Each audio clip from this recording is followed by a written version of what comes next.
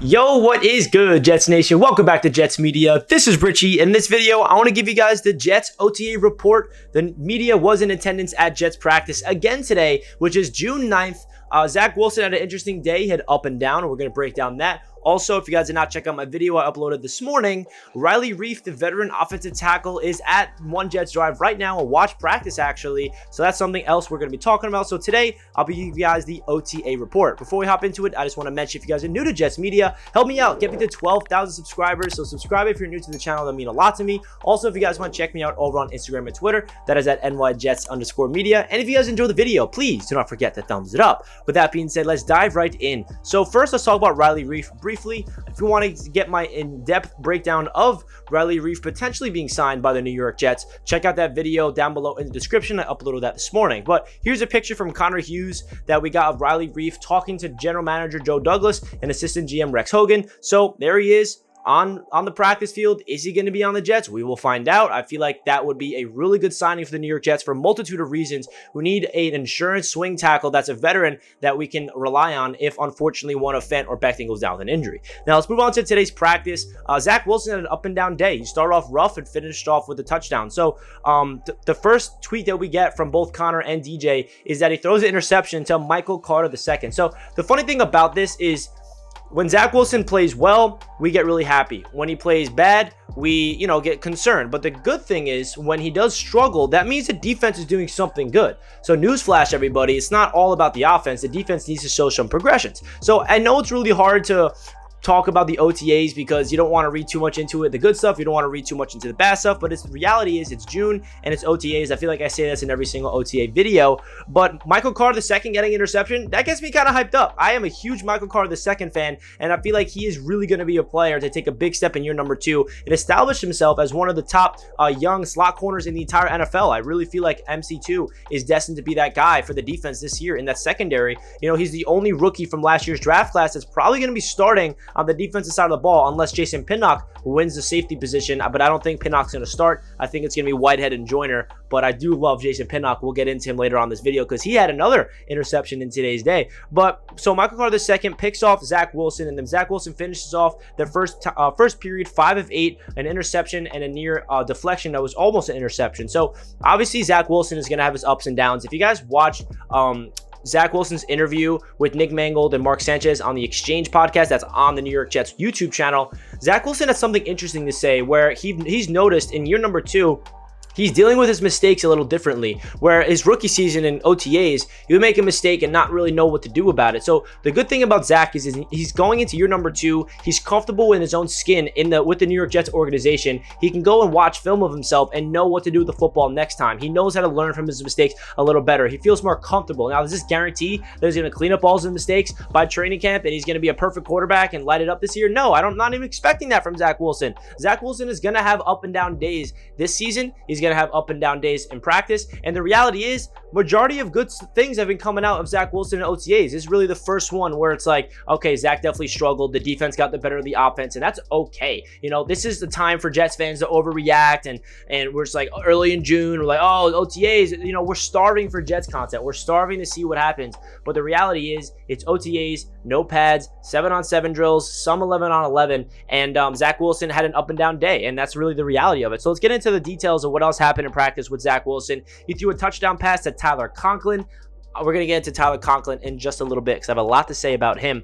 And he also threw a pass over the middle to Corey Davis that was deflected and almost intercepted by Will Goose, I believe. It was a good pass, but it was just a really good play by the cornerback. And then the next play, he threw a nice pass for a big game to Tyler Conklin. So Tyler Conklin is the next topic I want to talk about because I feel like Tyler Conklin is going to be tight end number 1 on this team. I think he's going to have the most yards, the most receptions, and the most touchdowns out of all the tight ends the New York Jets brought in, and CJ Uzomah and Jeremy Ruckert.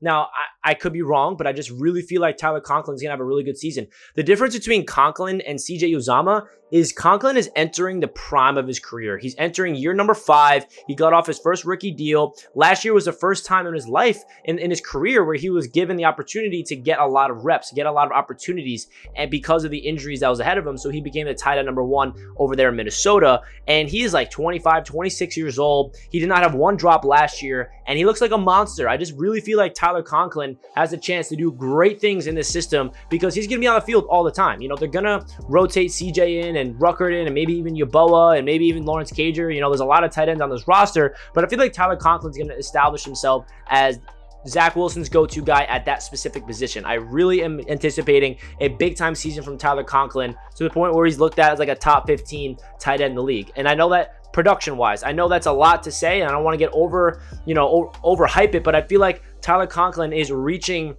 the prime of his career. On the other hand, like CJ Uzomah, he's been in the league for a while. He's a seasoned vet. He's going to year 7 or 8. I feel like the best years for CJ is still ahead of him, but I feel like production-wise, Conklin's going to do a lot of things while CJ is going to be productive, but he's also going to bring that element of culture in the locker room. Another thing I want to break down is other things that happened today at practice with Zach Wilson. Zach Wilson threw an interception in the red zone drills to Jason Pinnock. As we know, Jason Pinnock is now a safety. He finished off the season last year there and looked pretty good. And all of a sudden in OTAs, he's getting a lot of burn at the safety position, and he's been impressing a lot of people. He had an interception on Zach, and he started dancing, and it got the defense a little hyped up. And that was a 7-on-7. Zach was at the 10-yard line in the red zone.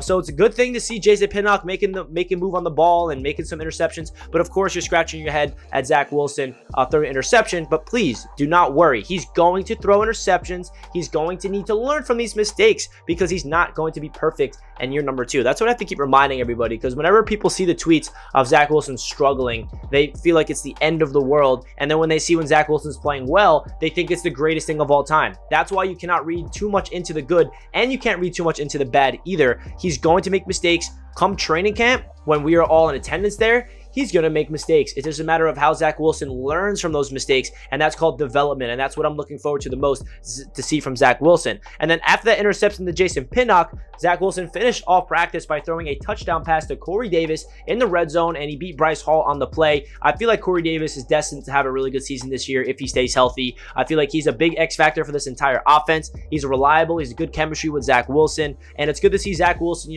have a rough day of practice, not really, showing off his great stuff. Like yesterday, for example, Zach had a tremendous day at OTAs, and today he did not have that good of a day. But the good thing is he's resilient. He finished off the day with a touchdown to Corey Davis in the back of the end zone, and the defense definitely won the day. They're all over the place, and hey, that's a pretty good thing because the secondary is completely revamped. We have LaMarcus Joyner back from injury. We have Jordan Whitehead, a brand new safety. We have DJ Reed, a brand new corner. Sauce Gardner, a brand new corner. And we have Michael Carter II going to year number 2. Bryce Hall going into year number 2 of the system. Like the young secondary, if they're playing well, I'm not complaining. I think it's a great thing. So that's really all the stuff from the starters. But if you want to talk about the guys like the backups on the New York Jets or what they did today, Joe Flacco threw actually a big-time pass to Denzel Mims down the sideline and picked up a huge gain. You love to see any Denzel Mims content. I feel like Joe Flacco and Denzel Mims have a connection. If you saw any flash from Denzel Mims in his rookie season that gives you any sort of excitement, it was that rookie season when Joe Flacco was out there when Sam Darnold was injured. So I love to see Denzel Mims getting connection with Joe Flacco. But guess who had another interception today off Joe Flacco like he did yesterday? This one being a one-handed grab. That was Ashtyn Davis. The third-year safety is actually making a lot of plays. He's a one-handed, flashy, athletic-looking interception. According to all the beat reporters that are at practice today, that was an impressive play, making a move on the ball. Ashtyn Davis, this is his first time he's healthy in OTAs and his first time being healthy for a full offseason where he's not rehabbing. He has a lot of, time to work on his body, work on the system and all that stuff. So if Ashtyn Davis can really develop and become a depth piece at that safety position, all of a sudden I like the safety room, man. Like, just hypothetically speaking, if Ashtyn Davis can actually live up to his potential, if Jason Pinnock can develop and become a good safety, we have Jordan Whitehead, who I absolutely love in free agency. We're bringing back LaMarcus Joyner. If those two guys are healthy, and we have Pinnock and Ashtyn Davis behind them who are developing, it's not the greatest safety room in the world. Definitely one of the weakest links on the entire team, but it all depends on the development and the health, to be honest, of the guys up top. So that's really it for today's OTAs report on June 9th, 2022. Let me know your thoughts of today's practice. I'd love to hear what you guys have to say. I said it over and over again in today's video, and I'm going to have to say it again to finish it off. Do not read too much into the good, as well as do not read too much into the bad. It's just OTAs. When training camp comes around, when pads come around, that's when we can really look at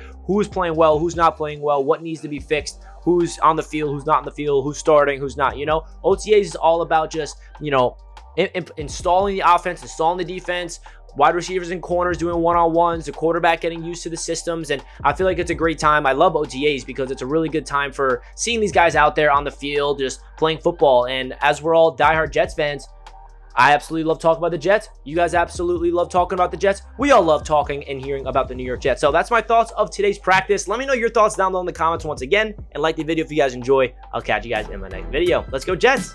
Peace.